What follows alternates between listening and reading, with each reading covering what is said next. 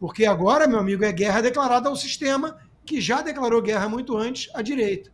Então é uma reação legítima de quem não está achando graça de Alexandre de Moraes falar ainda não é uma inquirição. Ainda. A STF tornou público o relatório da Polícia Federal com o suposto roteiro do golpe de Estado.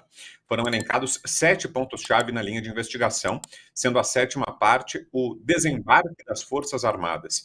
Segundo a PF, Bolsonaro buscaria apoio dos chefes das Forças Armadas, mas não conseguiu o apoio dos comandantes do Exército, Freire Gomes, e da Aeronáutica, Batista Júnior. E aí, Consta, qual o balanço, afinal, de tudo isso que veio a público? São 800 páginas, né, de relatório que estão sendo pinçados aí convenientemente pela imprensa, desdobrados em várias matérias, de tudo que já leu, viu, ouviu. O que destaca, Consta? Então, a Fabi ficou até tarde lendo ontem à noite, né? Vai trazer para a gente aqui, esmiuçando com o olhar jurídico dela. Eu vou dizer o seguinte, em primeiro lugar, tudo isso que está sendo discutido nesse relatório não aconteceu, de fato. Então, ou o Bolsonaro é alguém que muitos aí estão chamando de frouxo, né, de covarde, porque foi instado a fazer alguma coisa, 4 linhas é o cacete, e não fez, ou ele é um golpista que arquitetou tudo isso e sei lá por que não foi adiante. Porque as Forças Armadas não quiseram. Isso não está convencendo ninguém. Então, Brown, de concreto, sem ficar no mundo das ilações, especulações, o possivelmente queria isso, faria aquilo, né? De concreto, não teve nem sequer uma tentativa de golpe. Isso não aconteceu. Nenhuma força militar foi mobilizada para nada, não teve nenhuma movimentação de tropa, nenhum tanque indo para a rua, não aconteceu nada que estão falando que foi uma grande ameaça que escapamos por pouco. Então, de novo, quando o Pedro grita lobo 6 vezes no quintal, a mãe dele não acredita mais. O que a gente sabe é que a turma que está falando golpe, golpe, golpe, golpe, e agora usando esse relatório como embasamento, é a mesma turma que chama manifestação de golpista, é a mesma turma que chama batom em estátua de golpe, é a mesma turma que está insistindo que houve um golpe desde o começo. Aliás, nesse relatório, eles também falam que o golpe começou em 2019. Ou seja, o Bolsonaro assumiu pensando em golpe. Isso tudo é meio ridículo até. Né? Então, nós temos um padre indiciado por orar com golpistas, né? Ele está no departamento jurídico do golpe, e ele se encontrou com Bolsonaro, com Felipe Martins, e orou pelos golpistas para que salvassem o Brasil, né? Os militares, sei lá. Bom, que crime é esse? Onde está isso definido? Orar para que alguém salve o Brasil dos comunistas que voltaram à cena do crime e colocaram o Brasil no eixo do mal? Pô, pelo amor de Deus, quem não orou por isso é que não vale muita coisa. Cá entre nós. Então, tudo está muito ridículo nessa história. Não está convencendo. E tanto é, né, que eles estão cada vez mais desesperados. A gente pode comentar isso depois, mas na discussão do marco civil da internet e tudo mais, já o Alexandre de Moraes já soltou ali uma, né, que é de deixar qualquer um com calafrios, né? O Barroso vai lá e diz para o advogado: fique calmo, Vossa Senhoria, porque isso aqui não é uma inquirição, isso aqui é um debate. E o Alexandre de Moraes, do nada, manda um ainda. Quer dizer, eles estão num nível de pensamento totalitário, fora da casinha, né? E da caixinha democrática, já faz muito tempo. Eu tenho para mim, Brown, que o verdadeiro crime cometido foi outro, né? Militares usaram figurinha de Moraes com cabeça de pênis. O Brasil é uma piada, é uma pornochanchada, para ser mais específico, né? Eu estou desconfiado que foi isso que levou alguns ali para a prisão. E você, Fabi, que destaca aí dessa leitura das 800 páginas? Aliás, parabéns pelo trabalho, Fabi. Diga aí. Bom, como advogada, eu tenho ainda para dizer que a gente lê isso rápido, tá? Porque tem várias peças ali no meio que a gente não lê, tá? A gente não é... Mas não trouxe absolutamente nada de novo e liga ninguém a lugar algum. Então, por exemplo, não se sustenta as preventivas que foram decretadas por não serem fatos que estão acontecendo. Não está tendo desdobramento, né, que se tinha ali supostamente há 2 anos atrás. Então, requisitos da preventiva não se estabelecem. Então, todas as pessoas que estão, neste momento, presas, detidas, nesta operação estão indevidamente, isso dá nulidade no processo. Aí depois, se a gente for continuar desdobrando aí durante 6 núcleos, onde, aliás, o padre é colocado, o padre tem uma oração, realmente tem uma oração. Aí eu pergunto, já deixo a pergunta aqui, o que adianta o Supremo não condenar, né, a permitir as instituições públicas de usarem objetos católicos, crucifixos, objetos religiosos, como realmente tem grandes repartições aqui no Brasil, porque isso é cultural, mas não protege o sigilo sacerdotal, que é algo que eu até considero que está além, né, porque é um tratado entre Brasil e o Vaticano, Roma, e isso não deveria nunca ser relativizado, assim como não deveria ser relativizado jamais também a nossa liberdade de expressão e os valores que a gente vem batendo sempre, porque quando isso acontece, existe um esgarçamento do debate e do tecido social. Então a sociedade hoje está debatendo nada, não tem nada ali de concreto, porque até mesmo não existe a tentativa da tentativa. O crime é tentativa de golpe, né, ou tentativa de abolição do Estado Democrático de Direito. Quando você fala tentativa, mas é de forma violenta ou grave ameaça, qual foi a violência que foi apurado, né, os indícios que têm substância assim, bem brusca para poder legitimar os indiciamentos e as prisões preventivas. Ali, diante das 884 páginas, não há. E mais, os áudios vazados desses militares tira o Bolsonaro disso, não o coloca, porque ali é dito entre eles isso que o Constantino falou aqui no começo, né, que o Bolsonaro não falava desse assunto, que ele queria as coisas dentro das 4 linhas e não existe conversas de ministros ou gente que realmente estava no governo. Outra pergunta, como você consegue depor um Estado constituído, se o Estado constituído era o do Bolsonaro? Diplomação, isso não tira, ainda era do presidente Bolsonaro até 31 de dezembro daquele ano. E o 8 de janeiro também não tem ligação, não pelas provas trazidas nos autos, a não ser que um bando realmente de aloprados, infelizmente militares, estavam brincando, né, de polícia e ladrão, provavelmente. Mas esse tipo de cogitação eu não vejo como crime, muito menos os crimes elencados no artigo 359 L e M, como diz aí, né?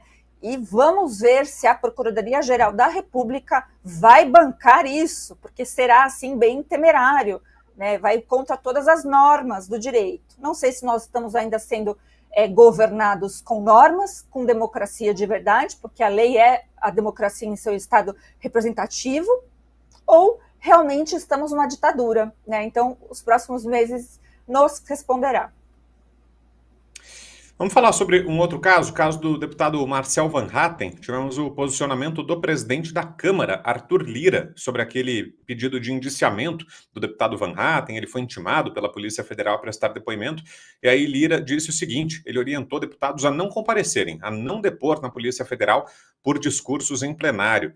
Ele se refere tanto ao deputado Marcel Van Hatten quanto ao deputado Capitão Gilberto, do PL, que também foi alvo de do mesmo procedimento, de uma investigação da Polícia Federal, e aí foi intimado para prestar depoimento por causa de um discurso feito na tribuna da Câmara. E aí, Constância, o que achou dessa resposta do Arthur Lira e qual o peso político, a sinalização que ele dá com essa mensagem? Eu vi também que o Arthur Lira ia ou ligou para a Polícia Federal, né? Eu acho isso o mínimo que se esperava dele. Eu acho ainda muito pouco. Assista também o Bradock Show ao vivo.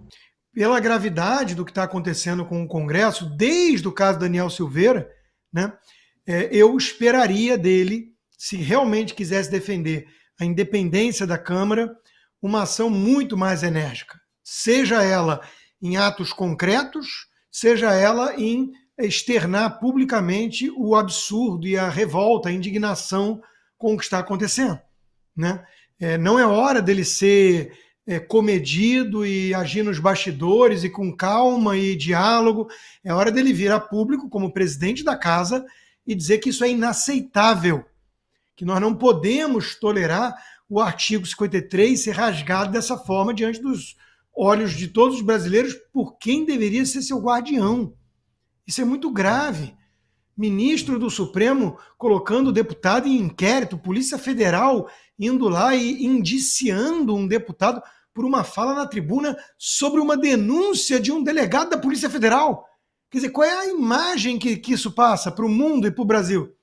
De que se você ousar fazer o serviço, o trabalho que você foi eleito para fazer, de fiscalizar, de denunciar, de apontar problemas, né, em agentes do Estado, você vai ser perseguido e a Câmara vai deixar por isso mesmo? E vai dizer que não existe mais imunidade material do parlamentar? Isso é inaceitável. Então, Lira, muito pouco e muito tarde. Desde o caso Daniel Silveira já ficou claro que uma porteira se abriu para passar um boi, né? Vocês chamam de gado, né? Os bolsonaristas, passou um boi. Agora vai passar o gado todo. Agora vocês estão achando que vai ficar restrito à perseguição de gente de direita? Acabou a prerrogativa da imunidade na prática. E isso é muito perigoso para a democracia. Então, Brown, eu quero que o Arthur Lira e o presidente do Congresso, o presidente do Senado, porque em que pese ser um deputado alvo, ele é o presidente do Congresso, como presidente do Senado. Rodrigo Pacheco precisa se manifestar. Mas aí, né, é mais fácil esperar que o Lula se transforme numa pessoa honesta, ou seja, é impossível. Diga, Fabi. Bom, falta muito. Aliás, isso não foi nada. De verdade, não foi nada, porque nós vimos o rompimento real da Constituição, a quebra da Constituição Federal acontecendo ao vivo e a cores. Não é a primeira vez, mas nunca foi tão escrachado. O Van Hatten foi lá e criticou um delegado de polícia dando nome. Né? Ontem eu expliquei aqui, falei que faz parte, inclusive, da sua função, né, de fiscalizador. Se foi acima do tom, abaixo do tom, não importa, isso foi na tribuna. Nenhum deve ser, ao menos, nem indiciado, investigado, colocado sob suspeita, conselho de ética, nada disso deveria ocorrer com frases e palavras e posicionamentos de uma tribuna. Então, assim, o primeiro, Arthur Lira, ele já deixou a desejar no caso do Daniel Silveira. Talvez os deputados não falem isso, porque, obviamente, estão comprometidos até com o próprio Arthur Lira, mas nós não. Então, deixou a desejar. Parece-me que foi prometido algo e nunca foi cumprido. E, diante disso, diante dessa covardia lá de trás do Arthur Lira, nós temos hoje um homem preso, uma mulher depressiva e uma filha chorando. Estou fazendo drama? Não, estou falando da questão real. Daniel Silveira, da sua esposa e sua filha. Ainda tem uma mãe também que está sofrendo muito, porque sim, ele tem mãe. Bom, e aí a gente viu isso continuando. Abriram precedentes perigosíssimos. Aquele deputado do... agora eu esqueci o nome dele, que era lá do Paraná, que também abriu um precedente, né, super perigoso. Francisquini, Fabi? Obrigada, Francisquini, muito obrigada, Brown, isso mesmo, Francisquini, aquele precedente aberto jamais poderia ter sido aberto, tá? Porque aquilo não tem condições de afetar uma eleição. Então, na órbita dos superpoderes, que pela covardia de tantos, e não é somente, não, aqui a gente tem que falar, o Rodrigo Pacheco realmente não espera nada, mas não significa que os outros senadores não possam fazer alguma coisa em relação a isso. Os deputados também, os líderes de bancada, tem várias lideranças de bancada que às vezes têm mais força como grupo político do que até a própria representação de uma mesa lá da Câmara. Então, cadê? Por exemplo, frente parlamentar, a frente parlamentar da bancada da bala, da bancada da agricultura, do BBB lá, que tanto eu falo, né? Bala, Bíblia, esqueci o terceiro B. Bom, essa bancada, cadê? Porque nós defendemos esse valor. Obrigada. Bancada Boi e Bíblia, isso. Isso acaba sendo restrição.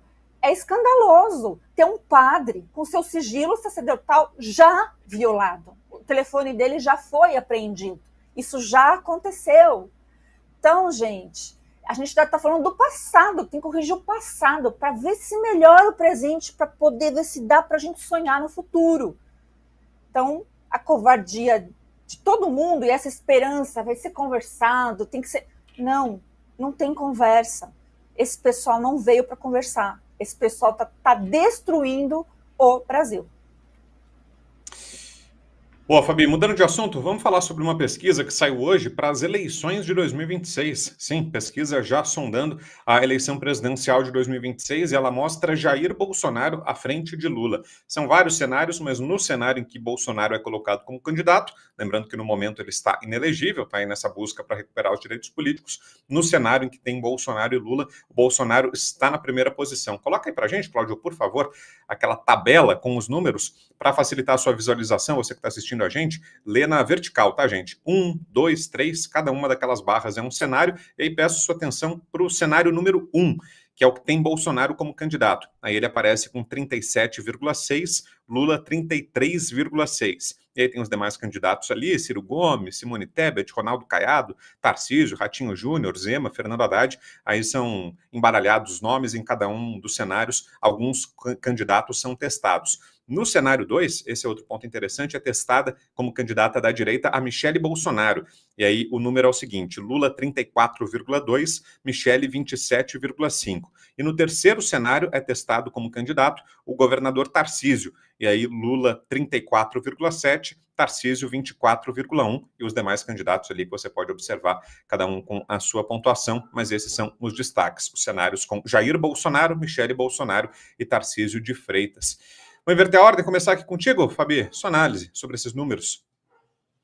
Olha, Brown, eu vou dizer o que eu sempre digo para não ficar incoerente. Não é porque é uma pesquisa do Paraná Pesquisas e porque mostra um cenário aí favorável ao presidente Bolsonaro ou aos seus indicados que eu vou validar essa pesquisa, tá? Eu continuo com as mesmas desconfianças, até mesmo porque o grau de derretimento do Lula é tão evidente, principalmente as pessoas que a gente conversa de todos os lugares do Brasil, isso está muito evidente. O Lula não se sustenta numa eleição justa, numa eleição sem interferência do TSE, nem que seja ali no período, né? Não estou falando de urna, porque isso não pode falar, estou falando do processo eleitoral. Então, esses números seriam vergonhosamente piores, como ocorreu nos Estados Unidos, por exemplo, a questão do Trump. Mas aqui eu acho que é ainda mais escandaloso, porque já tem um passado muito ruim do Lula. E aí as pessoas agora, aquelas que tinham uma certa ilusão, agora têm certeza, professores de esquerda, o pessoal do funcionalismo público, está todo mundo deixado, né? Os próprios pessoal do MST e companhia, ninguém, né? Foi só blá, blá, blá, ele só deu cargos, mas as pautas realmente não aconteceram, só está acontecendo para aquele grupinho. Então, se a gente for analisar, duas verdades aí são grandes verdades. O derretimento do Lula como presidenciável, também acho que fizeram com o Haddad, é pior ainda, né? Então, Lula, quem ele indicar é o famoso dedo podre, por isso que o Boulos toma uma distância dele, isso não é à toa, e o oposto, que mesmo Bolsonaro inelegível e continua sendo, nem com esses números aí que eu não acho que retrata a realidade, a liderança que é capaz de mobilizar as massas, ainda mais se a gente pensar nos 4 anos que tivemos e nesse pesadelo de 2 anos de governo que está acabando com o Brasil. Então, diante de fatos, eles não têm argumentos, né? Lula, realmente, por eleições justas, não se elege nunca mais no Brasil. Agora, Consta, durante o dia eu estava vendo alguns comentários, algumas pessoas dizendo algo como, escondam essa pesquisa aí, porque agora que estão vendo o Bolsonaro em primeiro, na frente do Lula, aí é que vão deixar ele inelegível mesmo, o perigo é esse. Você acha que tem esse risco? Brown, eu vou além, né? Eu acho que já não é coincidência. Eu acho que o sistema sabe muito bem do que essa pesquisa aponta. E mesmo aceitando as ressalvas todas que a Fabi também fez aí de pesquisas em geral, o Paraná é melhorzinho, né, do que Datafolha e companhia, a verdade é que o Bolsonaro ainda segue uma liderança popular, que arrasta pequenas multidões por onde vai. Agora o Lula não. Então eu não tenho a menor sombra de dúvidas de que se houvesse uma eleição limpa no Brasil, sem um TSE que possa dizer nós derrotamos o bolsonarismo, perdeu o mané numa mola, né, que o Bolsonaro voltaria com um retorno de Jedi como o Trump aqui nos Estados Unidos. É o mesmo fenômeno. Foi meio que derrubado, teve uma coisa estranha ali na época da pandemia, muita gente votou por correio, uma eleição questionável, o Trump perdeu, teve o 6 de janeiro no Capitólio, começaram as narrativas de que ele era golpista, fascista, Veio a disputa, rotularam ele como um perigo para a democracia e agora a transição é suave, como diz o próprio Biden, porque era tudo retórica. Então, a mesmíssima coisa aconteceria com o Brasil em condições normais de temperatura e pressão. Mas nós temos que ser sinceros aqui na análise. O sistema no Brasil, que está muito mais avançado em termos de aparelhamento da máquina, vai permitir isso? Esse é o ponto, né? O sistema está dando indícios de que só aceita o cenário 3 ali. Uma direita permitida, tarcísica, caçabista, que elogia o STF e fala que o importante é dialogar com Alexandre de Moraes, não enfrentá-lo. Aí o sistema permite, porque não tem nenhuma ameaça contra ele. Só que o fenômeno é do antissistema. O que nós queremos ver é alguém antissistema indo para cima do Alexandre de Moraes e do STF, que vem abusando do poder. Eu queria ver um cenário ali com o nome do Eduardo Bolsonaro em vez da Michelle. Michelle não vai ser candidata. Michelle, no máximo, pode ir para um Senado da vida. Para presidente, talvez devessem rodar um cenário com o Eduardo Bolsonaro. Porque se forem para cima do Bolsonaro mesmo, mantiverem ele inelegível e tentarem prendê-lo, eu acho que vai ter muita gente fazendo campanha de graça para um Eduardo da vida. Metendo a mão na massa. Porque é aquela coisa, né? Primeiro você vota em Bolsonaro com algumas dúvidas, querendo ver qual vai ser, é o personagem do Mel Gibson mais civilizado de algum filme qualquer. Depois, quando ele é perseguido pelo sistema e tudo, você vota nele que nem máquina mortífera, sei lá. Mas agora é Braveheart, agora é coração valente. Agora a turma está se pintando e vai sair de casa para votar com outra pegada. Porque agora, meu amigo, é guerra declarada ao sistema, que já declarou guerra muito antes à direita. Então é uma reação legítima de quem não está achando graça de Alexandre de Moraes falar ainda não é uma inquirição. Ainda. Para nos assistir hoje, ao vivo, às 20 horas, clique na playlist